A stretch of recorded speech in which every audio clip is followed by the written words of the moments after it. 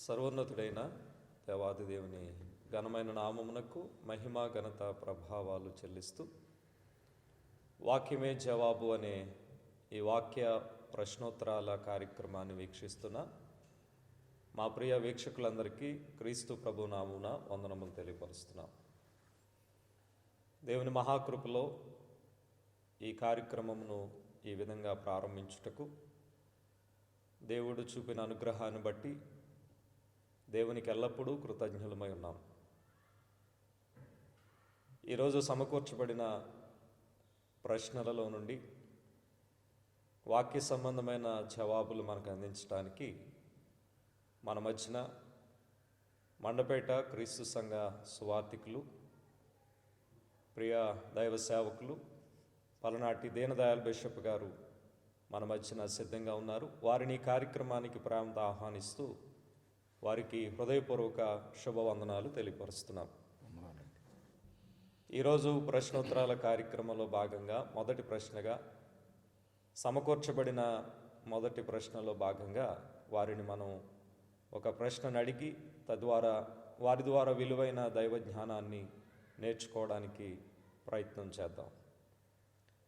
నేడున్నటువంటి క్రైస్తవ సమాజంలో ఉన్న అనేకమైన ప్రశ్నలను ఇక్కడ సమకూర్చి ఒక్కొక్కటిగా మీకు అందించాలని ఆశ కలిగి ఈ కార్యక్రమాన్ని మీ ముందు ఉంచుతున్నాం. ఈ కార్యక్రమం ద్వారా మీరు కుటుంబము ఆశీర్వదింపబడాలని ఆశిస్తూ మొదటి ప్రశ్నగా, సృష్టి నిర్మాణంలో 4వ దినమున సూర్యచంద్ర నక్షత్రములు చేయబడితే దిన ఆరంభము అప్పటి నుండే ఉండాలి కదా. అయితే మొదటి దినం ఆదికాండం 1:5లో చెప్పినట్టు అప్పుడే ఎందుకు లెక్కింపబడింది అనే విషయం మీద మరి మాకు సమాధానం అందించాలని ఈ సమయాన్ని మీకు అప్పగిస్తున్నాం. థ్యాంక్ యూ చైతన్య కుమార్ గారు. చాలా విలువైన ప్రశ్న అడిగి ఉన్నారు. మరి వాక్యమే జవాబు అనే కార్యక్రమాన్ని వీక్షిస్తున్న వీక్షకులందరికీ క్రీస్తు పేరట ముందుగా మా హృదయపూర్వక శుభాలు, వందనాలు తెలియచేస్తున్నాను. ఈ కార్యక్రమానికి మమ్మల్ని ప్రోత్సహిస్తున్న దేవాది దేవునికి మా హృదయపూర్వక స్తోత్రాలు తెలియచేస్తున్నాను. మీరందరూ వీక్షించి ఈ గొప్ప అనుభవాలను మీరు తెలుసుకుని అనేకులకు తెలియపరచాలని కూడా తెలియచేస్తూ బైబిల్ గ్రంథంలో ఉన్నటువంటి అనేకమైన ఉత్కృష్టమైన నిక్షిప్తమైన జ్ఞానాంశాలను వాక్యమే జవాబు అనే కార్యక్రమం ద్వారా మీ ముందుకు తేవాలనే ఒక సదుద్దేశంతో మా ప్రియ సోదరులు చైతన్య కుమార్ గారు ఈ యాంకర్గా ఈ కార్యక్రమాల్ని మరి వారు ప్రోత్సహిస్తున్నందుకు కూడా నా ధన్యవాదాలు వారికి తెలియచేస్తున్నాను. దేవాదేవుని కృపలో ఇప్పుడు వేయబడిన ప్రశ్నకు సమాధానాన్ని మనం బైబిల్ నుండి వెతకటానికి ప్రయత్నం చేద్దాం. వాస్తవంగా కాలము అనేది ఒక విశిష్ట ధర్మాన్ని కలిగి ఉంది. కాలము అనేది అది కంటికి కనబడేది కాదు. కాలం అనేది ఉత్పన్నమయ్యేటటువంటి చోటును, స్థితిని బట్టి కాలము యొక్క స్టేటస్ మారుతూ ఉంటుంది. అంటే కాలము యొక్క ఉత్పన్నము వివిధ రకాల చోట్లలో వివిధ రకాలైనటువంటి ఉత్పన్నత దానికి ఉంటుంది. ఉదాహరణకి ఇప్పుడు మనం 500 క్యాండిల్ బల్బు వెలిగిస్తే దాని కాంతి 500 క్యాండిలే ఉంటుంది. 1000 క్యాండిల్ బల్బు వెలిగిస్తే దాని కాంతి 1000 క్యాండిల్స్ ఉంటుంది. అలాగే కాలము ఉత్పన్నమైనటువంటి చోటును బట్టి దాని వ్యవహారిక స్థితి ఉంటుంది. ఉదాహరణకి భూమి భ్రమించటం ద్వారా, తన చుట్టూ తాను తిరగటం ద్వారా 24 గంటలు ఉత్పన్నమవుతున్నదని పండితులు, శాస్త్రవేత్తలకు నిర్ధారణ. 24 గంటల్లో తన చుట్టూ తాను తిరిగి వస్తుంది. అక్కడి నుంచి ఒక రోజు అనేది ఉత్పన్నమైంది. తదుపరి భూమి చుట్టూ చంద్రుడు తిరుగుతున్నాడు. ఒకసారి భూమిని పరిభ్రమించి రావటానికి చంద్రుడికి పట్టే కాలము 1 నెల, అంటే 30 దినములు. దానిని బట్టి మాసము లేదా మంత్ అనేది ఏర్పడిందని మన ప్రకృతిలోంచి వచ్చినటువంటి ఉత్పత్తి అయిన కాలాన్ని లెక్కించటానికి ఈ భావాలను శాస్త్రవేత్తలు, ప్రధానులు ముందు కాలాల్లో నిర్ణయించారు. అంత మాత్రం కాకుండా భూమి చంద్రుడు కలిపి సూర్యుని చుట్టూ ఒకసారి పరిభ్రమిస్తే వచ్చే కాలాన్ని 365 రోజులుగా విభాగిస్తే ఆ 365 రోజుల పీరియడ్ని ఒక సంవత్సరంగా నిర్ధారించినట్లుగా మనము చూస్తూ ఉన్నాం. ఇవి ఎక్కడి నుంచి నిర్ధారించారు వీరందరూ అనంటే దైవ సృష్టిలో నుంచి ఇవి నిర్ధారించబడ్డాయి. ఎలాగోనంటే ఆది కాండము 1వ అధ్యాయములో ఒక వచనం మనకు దీనికి సరిపోతుంది. ఆది కాండము 1వ అధ్యాయము 14వ వచనం. అంటే వాస్తవంగా చైతన్య గారు అడిగినట్లుగా 4వ దినములో ఈ భూమి, సూర్యుడు, చంద్రుడు, నక్షత్రాదులు ఏర్పడినట్లుగా మనం చూస్తాం. మరి 4వ దినములో ఏర్పడినప్పుడు 4వ దినమునే మొదటి దినముగా మనం లెక్కించాలి కదా. ఎందుకనంటే భూమి అనేది అక్కడే ఏర్పడింది కదా. చంద్రుడు ఎక్కడ ఏర్పడ్డాడు, సూర్యుడు ఎక్కడ ఏర్పడ్డాడు, అక్కడి నుంచి మనం లెక్కించాలి కదా. ఆదికాండము 1:5లో మొదటి దినమాయను అనే మాట ఎలా చేర్చబడింది అనేది వారు అడిగిన ప్రశ్న యొక్క సారాంశం. అలాంటప్పుడు ఈ ఆదికాండము 1:14లో ఈ సృష్టిలో ఏర్పడినటువంటివి ఉన్నవి అనే సంగతిని మనం చూడాలి. వాటి ద్వారా కాలములు, సమయములు ఉత్పన్నమవుతుందని గ్రంథమే బోధించింది. అదే ఆ ఆదికాండము 1:14 వచనంలో ఈ విధంగా వ్రాయబడినది. ఒకసారి సహోదరులు చదవాలని కోరుతున్నాను. దేవుడు పగటిని రాత్రిని వేరుపరుచినట్లు ఆకాశ విశాలమందు జ్యోతులు కలుగునుగాకనియు అవి సూచనలను, కాలములను, దిన సంవత్సరములను సూచించుటకయుండుగాకనియు భూమి మీద వెలిగిచ్చుటకు అవి ఆకాశ విశాలమందు జ్యోతులయుండుగాకనియు పలికెను. ఆ ప్రకారం ఆయను. దేవుడు ఆ 2 గొప్ప జ్యోతులను, అనగా పగటిని ఏలుటకు పెద్ద జ్యోతిని, రాత్రిని ఏలుటకు చిన్న జ్యోతిని, నక్షత్రములను చేసెను. భూమి మీద వెలుగిచ్చుటకును, పగటిని రాత్రిని ఏలుటకును, వెలుగును చీకటిని వేరుపరచుటకును దేవుడు ఆకాశ విశాలమందు వాటినుంచెను. అది మంచిదని దేవుడు చూచెను. అస్తమయమును ఉదయమును కలుగగా 4వ దినమాయెను. ఇదంతా కూడా 4వ దినమున తయారైంది. కానీ దేవుని ఉద్దేశాన్ని ఇక్కడ మనం చూచినట్లయితే 14వ వచనం అన్నాడు, దేవుడు పగటిని రాత్రిని వేరుపరుచున్నట్లు ఆకాశ విశాలమందు జ్యోతులు కలుగునుగాక అనియు అవి సూచనలు, కాలములను, దిన సంవత్సరములను అక్కడ ఇచ్చేసాడు. అంటే దేవుడు వీటి నుండి భూజాతి దినములను, సంవత్సరాలను లెక్కించాలి, కాలములను లెక్కించాలి, టైం పీరియడ్ అనేది ఎక్కడి నుంచి ఉత్పన్నమవుతుంది అనే సంగతిని దేవుడు చెప్పేశాడు. అంటే దేవుడు చెప్పిన ఈ కాలములు, దినములు ఏవైతే ఉన్నాయో the time period produced from this creation. అది కేవలం సృష్టిలో నుండి, ఈ పరిభ్రమిస్తున్నటువంటి గ్రహాల నుండి ఉత్పన్నమవుతుంది. అంటే ఒక్కొక్క గ్రహం పరిభ్రమించే పరిభ్రమణలో నుండి ఒక్కొక్క టైం పీరియడ్ని తీసుకున్నాం. భూమి పరిభ్రమణలో నుండి ఒక రోజును తీసుకున్నాం, చంద్రుని పరిభ్రమలో నుండి నెలను తీసుకున్నాం, సూర్యుని చుట్టూ పరిభ్రమిస్తున్న ఈ పరిభ్రమణం నుండి సంవత్సరాన్ని తీసుకున్నాం. ఇలాగా పండితులు, శాస్త్రవేత్తలు దీనిని మనకు అందించారు. దీనికి బేస్ బైబిల్ ఇచ్చింది, దీనికి ఆధారం బైబిల్ ఇచ్చింది. అయితే ఇప్పుడు ప్రశ్న ఏమిటంటే, మరి మొదటి దినం అనేది 1:5లోనే ప్రభు మాట్లాడారు కదా. ఇప్పుడు 1వ అధ్యాయము ఆదికాండం 5వ వచనాన్ని కూడా చదువుదాం. దేవుడు వెలుగునకు పగలనియు చీకటికి రాత్రి అనియు పేరు పెట్టెను. అస్తమయమును ఉదయమును కలుగుగా 1 దినమాయెను. ఇది మరప్పటికి 1వ దినం. ఇది సృష్టిలో, క్రియేషన్లో 1వ దినం. ఆ ఒకటో దినము వెలుగును చీకటిని కలుగజేసినట్లును, ఆ రెండుని వేరుపరిచినట్లును, అక్కడ అస్తమయము ఉదయము కలుగుగా ఒక దినమాయను అని ఒక మాట రాయబడి ఉంది. వాస్తవంగా 4వ దినాన కదా ఈ సృష్టిలోనికి సూర్యుడు, చంద్రుడు, నక్షత్రాలు వచ్చారు. ఇక్కడ జరిగిన ఒకటో దినం ఎక్కడి నుంచి వచ్చింది అనేది చాలామంది అడిగేటటువంటి ప్రశ్న.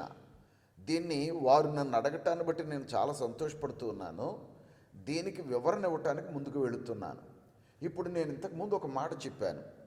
టైం అనేది ఉత్పన్నమయ్యే స్థితి నుండి దానిని క్యాలిక్యులేట్ చేయడం జరిగింది. భూమి నుండి ఉత్పన్నమైనటువంటి టైంని ఒక రోజని, చంద్రుడి నుంచి ఉత్పన్నమైన టైంని ఒక నెలని, సూర్యుడి నుంచి ఉత్పన్నమైన టైంని ఒక సంవత్సరం అని డిక్లేర్ చేశారు. మరి అలాంటప్పుడు గెలాక్సీల యొక్క సమయం ఏమై ఉంటుంది? గెలాక్సీలకు ఉన్నటువంటి టైం ఏమై ఉంటుంది? గెలాక్సీలు అనేవి సూర్య కుటుంబానికి బాహ్యంగా ఉన్నాయి, సూర్య కుటుంబానికి చాలా దూరంగా ఉన్నాయి. ఇప్పుడు మనం క్యాలిక్యులేట్ చేసింది కేవలం సూర్య కుటుంబంలోంచి మాత్రమే. సూర్య కుటుంబానికి వెలుపల చాలా గెలాక్సీలు ఉన్నాయి. మనం ఉన్నది మిల్క్ వేలో, మనందరికీ తెలుసు. పాలపుంత అనే ప్రదేశంలో మనం అందరం ఉన్నాం. ఆ పాలపుంత అనేది ఒక గెలాక్సీ, అంటే నక్షత్రాల సమూహం. ఆ నక్షత్రాల సమూహానికి ఉన్నటువంటి సమయం మీకు చెబితే ఆశ్చర్యపోతారు. దానికి ఉన్న సమయం అంటే నక్షత్రాల పుంతకు ఉన్నటువంటి సమయం లేదా పాల పుంతకు ఉన్న సమయాన్ని కనుక శాస్త్రవేత్తలు క్యాలిక్యులేట్ చేసింది ఏంటంటే 220 నుండి 250 మిలియన్ సంవత్సరాలట దాని లెక్క. అంటే ఒక్కసారి గెలాక్సీ తనంతట తాను ఒకసారి చుట్టూ తిరిగి రావటానికి, తనంతట తాను పరిభ్రమించటానికి, పాలపొంత ఒకసారి తనంతట తాను పరిభ్రమించటానికి పట్టే కాలం 250 మిలియన్ ఇయర్స్. అంటే ఇక్కడ మనం ఒకసారి గమనిందామా, అంటే భూ సంబంధమైన సంవత్సరాల నుండి లెక్క పెడితే ఆ కాలం అక్కడ ఉంది. అంటే ఒకసారి పాలపొంత తన చుట్టూ తాను పరిభ్రమించటానికి ఏర్పడే కాలం. అంటే ఒకసారి మీరు ఆలోచించండి, ఒక పాలపొంతైనా సృష్టిలో ఉన్నది, కొన్ని వందల లక్షల కోట్ల గెలాక్సీలు ఉన్నాయి. అది కౌంట్లెస్. ఒకటి పక్కన ఎన్ని సున్నాలు ఏలో తెలియక ఇన్ఫినిటివ్ అనే భావంతో వ్యక్తీకరించారు. అంటే సృష్టిలో ఎన్నో గెలాక్సీలు ఉన్నాయి. ఇన్ని గెలాక్సీల టైంని ఒకసారి చూడండి. అంటే ఒక్క మాటలో చిన్నగా ఉదాహరణకు అనుకుందాం. ఈ గెలాక్సీలు అంటే ఇప్పుడు నేను ఉదాహరణకు పాలపుంత చూపించాను. ఈ పాలపుంత తనంతట తాను ఒకసారి పరిభ్రమించడానికి పట్టే కాలము ఇన్ని మిలియన్ సంవత్సరాలైతే, ఇలాంటి అనేక గెలాక్సీలు దేవుని చుట్టూ పరిభ్రమిస్తున్నాయి. ఇవన్నీ దేవుని చుట్టూ పరిభ్రమిస్తున్నాయి. ఎందుకంటే దేవుని చుట్టూ ఈ ప్రపంచమంతా పరిభ్రమిస్తుంది. ఈ ప్రపంచమంతా దైవం కేంద్రంగా ఉంది. దైవం కేంద్రంగా ఈ అంటే మన సూర్య కుటుంబానికి సూర్యుడు కేంద్రంగా ఎలా ఉన్నాడో, అలాగే దైవ కుటుంబంలో అంటే దేవుని కేంద్రంగా యూనివర్స్ ఉంది. ఒక మాటను నేను మీకు చూపించడానికి ఇష్టపడుతున్నాను. దాన్ని కూడా మనం ఆలోచించేద్దాం. యోబు గ్రంథములో నుండి ఒక వచనాన్ని మనం చూడడానికి ప్రయత్నం చేద్దాం. యోబు గ్రంథము 38వ అధ్యాయము. యోబు గ్రంథము 38వ అధ్యాయం. ఇక్కడ ఒక మాటను మనం చూడడానికి ప్రయత్నం చేద్దాం. 33వ వచనాన్ని చదువుదాం. 33వ వచనాన్ని. ఆకాశ మండలపు కట్టడలను నీవెరుగుదువా? అక్కడ ఏమని వ్రాయబడి ఉందో చూడండి. ఆకాశ మండలపు కట్టడలను నీవెరుగుదువా? దానికి ఒక్క నిమిషం. అంటే ఆకాశ మండలం వేరు, ఆ మండలానకున్న క్రమం వేరు. కట్టడలంటే క్రమం, దానికున్న లెక్క, దానికున్న మూమెంట్స్ లేదా దానికున్న పరిధి వేరు అంటున్నాడు. ఆకాశ మండలమునకున్న కట్టడలను నీ వెరుగుదువా అంటే దానికున్న పరిధి వేరు. క్రింద చదువుదాం. దానికి భూమి మీద గల ప్రభుత్వమును నీవు స్థాపింపగలవా? అంటే ఆకాశ మండలం నుండి భూమి మీదకి ప్రభుత్వము అనే మాటకి ఏంటంటే దాని అర్థం యజమాయిషి ఉందట. భూమి మీద ఆకాశ మండలానికి యజమాయిషి ఉంది. ఉదాహరణకి సూర్యుడు భూమిని యజమాయిషి చేయగలుగుతున్నాడు. అందుకనే భూమి సూర్యుని చుట్టూ తిరుగుతుంది, పరిభ్రమిస్తుంది. అలాగే ఆకాశ మండలంలో గెలాక్సీలన్నీ కూడా బ్లాక్ హోల్స్ చుట్టూ తిరుగుతూ ఉన్నాయి. అలాగే ఈ బ్లాక్ హోల్ అనేవి ఏవైతే ఉన్నాయో, కొన్ని కోట్ల బ్లాక్ హోల్స్, అవన్నీ ఏవైతే ఉన్నాయో అవన్నీ దైవం చుట్టూ పరిభ్రమిస్తున్నాయి. ఈ విషయాన్ని మనం గమనించాలి. అందుకనే ఆకాశ మండలమునకున్న క్రింద 36 వచ్చినాను ఒకసారి చదువుదాం. అంతరింద్రియములలో జ్ఞానముంచిన వాడెవడు? అంతరింద్రియములలో జ్ఞానముంచిన వాడెవరు అనే ఒక మాట అక్కడ వ్రాయబడింది. అక్కడ 3వ వచనాన్ని పుట్టినట్లో మనం చూస్తే అక్కడ ఒక భావం ఉందండి. చూడండి 3వ వచనంలో, నక్షత్రములకు నక్షత్రములకు జ్ఞానమునిచ్చిన వాడెవడు? ఏమిటా జ్ఞానం? ఏమిటా జ్ఞానం అంటే కీర్తనకారుడు 19వ అధ్యాయంలో వ్రాశాడు. కీర్తనకారుడు 19వ అధ్యాయంలో వ్రాశాడు. మొదటి వచనం, కీర్తనకారుడు 19వ అధ్యాయం మొదటి వచనంలో రాశాడు ఈ మాట. ఆకాశములు దేవుని మహిమను వివరించుచున్నవి. ఆకాశములు దేవుని మహిమను వివరించుచున్నవి. అంతరిక్షము ఆయన చేతి పనిని ప్రచురపరుచుచున్నది. అంతరిక్షము ఆయన చేతి పని. ఒక్కసారి ఆలోచిందమా, వీటికి యజమాని ఎవరని అర్థం? అంతరిక్షానికి దేవుడు యజమానని, ఆకాశములకు దేవుడు యజమానని. ఆయన చుట్టూ ఇవన్నీ పరిభ్రమిస్తున్నాయి. ఇప్పుడు ఒక మాట గమనిద్దాం. దేని చుట్టూ ఏది పరిభ్రమిస్తుందో దాని నుంచి కాలం పుట్టింది. భూమి తన చుట్టూ తాను పరిభ్రమించటం వల్ల దినం పుట్టింది, చంద్రుడు పరిభ్రమించటం వల్ల నెల పుట్టింది, సూర్యుని చుట్టూ పరిభ్రమించటం వల్ల సంవత్సరం పుట్టిందని అనుకున్నాం. గెలాక్సీ తన చుట్టూ పరిభ్రమించటం వల్ల మిలియన్ ఇయర్స్ పుట్టింది. అలాంటప్పుడు ఇలాంటి గెలాక్సీలన్నీ దైవం చుట్టూ పరిభ్రమిస్తే ఆ టైంని ఏ సెన్స్తో కొలుద్దాం? ఆ టైంని ఏ సెన్స్తో కొలుద్దాం? మీకు ఇంకో సంగతి తెలుసా? దేవుడు అనేవాడు ఆయన ఎగ్జిస్టెన్స్ ఎక్కడుంది అంటే అవుట్ ఆఫ్ టైంలో ఉంది. దేవుడు టైంలో లేడు. ఆయన ఎగ్జిస్టెన్స్ అవుట్ ఆఫ్ టైం. అంటే అర్థం ఏంటంటే కాలానికి వెలుపల ఉన్నాడు దేవుడు. ఒక మాటను మనం చూద్దాం. 90వ కీర్తన, కీర్తన గ్రంథం 90వ కీర్తన, కీర్తన గ్రంథం 90వ కీర్తన, 90వ కీర్తన 2వ వచనాన్ని కనుక మనం చదివితే, పర్వతములు పుట్టక మునుపు, పర్వతములు పుట్టక మునుపు, భూమిని లోకమును నీవు పుట్టింపక మునుపు, యుగ యుగములు నీవే దేవుడవు. ఇప్పుడు నాకు మాట చెప్పాలి. పర్వతములు పుట్టక మునుపు అంటే సృష్టి క్రియేట్ కాక మునుపు, భూమిని లోకమును, భూమిని లోకం అంటే ప్రపంచమంతా పుట్టింపక మునుపు నీవే దేవుడు అని అంటే అసలు ఈ కాలం అనేది పుట్టక మునుపు ఆయన ఉన్నట్టు కదా. Is existed out of the time. ఆయన సమయానికి కాలానికి ముందు ఎగ్జిస్ట్ అయి ఉన్నారు. ఆయన ఎగ్జిస్టెన్స్ కాలానికి వెలుపల ఉన్నది. ఇప్పుడు మీరు గమనించాలి, కాలం అనేది ఈ సృష్టిలోంచి పుట్టింది, ఆయనలోంచి కాదు. ఆయన కాలం ఏమిటి మరి? దైవ కాలం ఏమిటి మరి? అదే 90వ కీర్తనలో 4వ వచనాన్ని చదువుదాం. అదే 90వ కీర్తన 4వ వచనం. నీ దృష్టికి 1000 సంవత్సరములు గతించిన నిన్నటి వలెనున్నవి. అంటే ఇప్పుడు దేవుని దృష్టికి టైం ఎలా ఉంది? మనుషుడు అనుకుంటున్న 1000 సంవత్సరాలు నిన్నటి వలె ఉందనే మాటకు అర్థం ఏంటండి? There is no time in hand of the god. దేవుని చేతిలో టైం అనేది లేదు. ఆయన నిన్న నేడు నిరంతరము ఉన్నవాడు, ఆమ్ని ప్రెజెంట్. ఆయన ఎప్పటికీ ఉన్నవాడు, నిత్యుడు. నిత్యుడికి టైం ఎలా సెన్స్ అవుద్ది?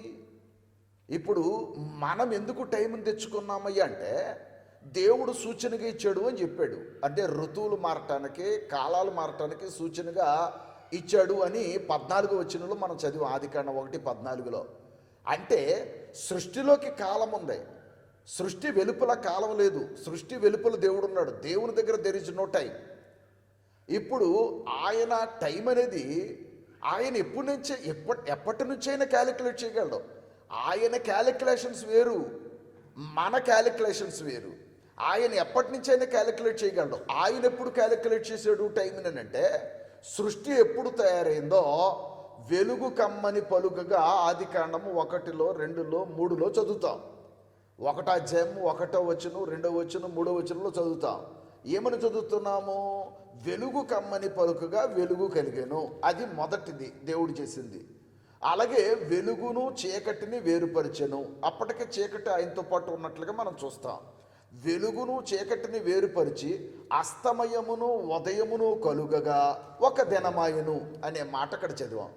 ఆ దినాన్ని మనం క్యాలిక్యులేట్ చేయడానికి సరిపోయే వరం కాము. ఎందుకు క్యాలిక్యులేట్ చేయడానికి సరిపోము? ఆయన దృష్టికి ఎలా ఉందో అంటే సృష్టికి సంబంధించిన కాలము ఆయన దృష్టికి ఎలా ఉందో 4వ వచనంలో చెప్పాడు. ఏమనన్నాడు 4వ వచనంలో? నీ దృష్టికి 1000 సంవత్సరములు గతించిన నిన్నటి వలెనున్నవి. నీ దృష్టికి 1000 సంవత్సరాలు గతించిన నిన్నటి వలె ఉన్నవి. రాత్రి అందలి ఒక జాము వలెనున్నవి. ఒక జాములా ఉన్నవి అని ఒక మాట తెలియపరిచాడు. అదే 2వ పేతురు పత్రిక 3వ అధ్యాయం 8వ వచనాన్ని కనుక మనం చదివినట్లయితే 2వ పేతురు పత్రిక 3వ అధ్యాయం 8వ వచనంలో ఈ విధంగా వ్రాయబడి ఉంది. ప్రియులారా ఒక సంగతి మర్చిపోకుడి. అది మర్చిపోతున్నాం మనం అందరం మర్చిపోయే కాలాన్ని కూడా దేవుణ్ణి కూడా దీనిలో లెక్క పెట్టేస్తున్నాం. దేవునికి ఎక్స్పైరీ ఉంటే కాలం ఉంటుందండి. ప్రకృతికి ఎక్స్పైరీ ఉంది, అందుకనే కాలం వచ్చింది. Where there is no expiry there is no time. Expiry లేని చోట టైం అనేది బాండింగ్ ఉండదు. ప్రకృతికి టైం ఉంది, ఎందుకంటే దెర్ ఈజ్ ఎక్స్పైరీ. టైము దైవానికి లేదు. కారణం ఆయన అవుట్ ఆఫ్ ది టైం. దేవుడు ఎగ్జిస్టెన్స్ అవుట్ ఆఫ్ టైంలో ఉన్నారు. ఆయనకి ఎక్స్పైరీ లేదు. అందుకనే ఉన్నవాడు అనువాడు అని పిలువబడ్డాడు.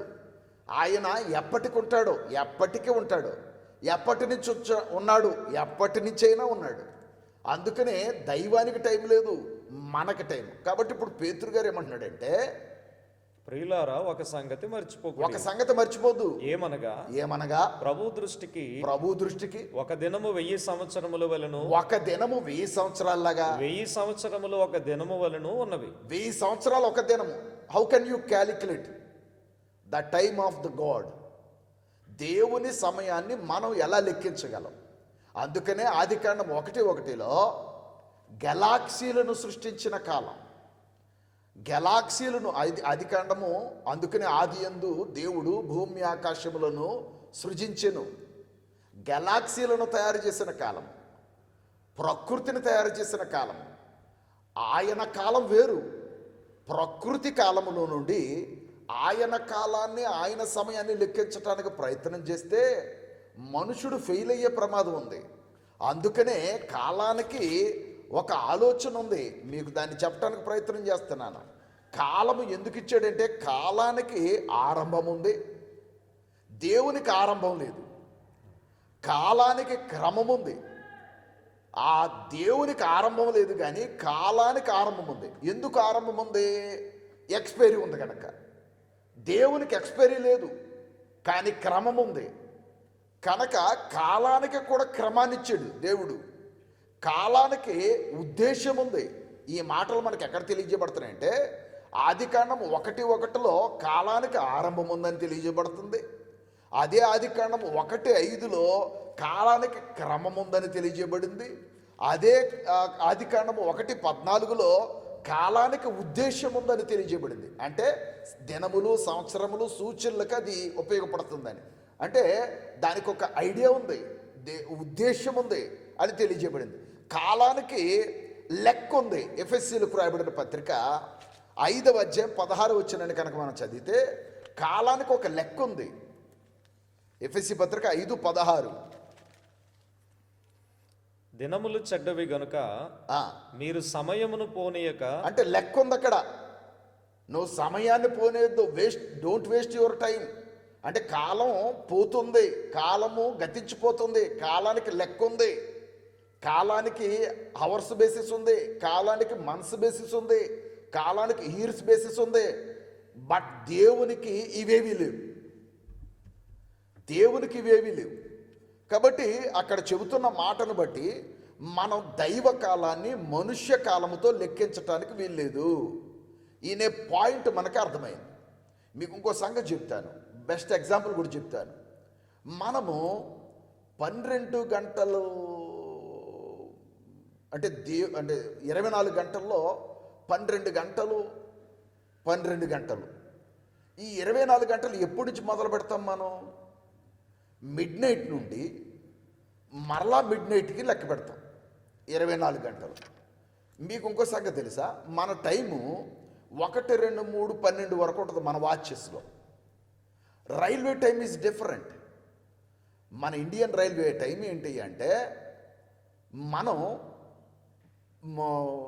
24 గంటలని అంటే 12 + 12ని 24 గంటలని 1 నుంచి లెక్కపెట్టి 24 వేస్తాం. అంటే 24 గంటలను చూపిస్తాం.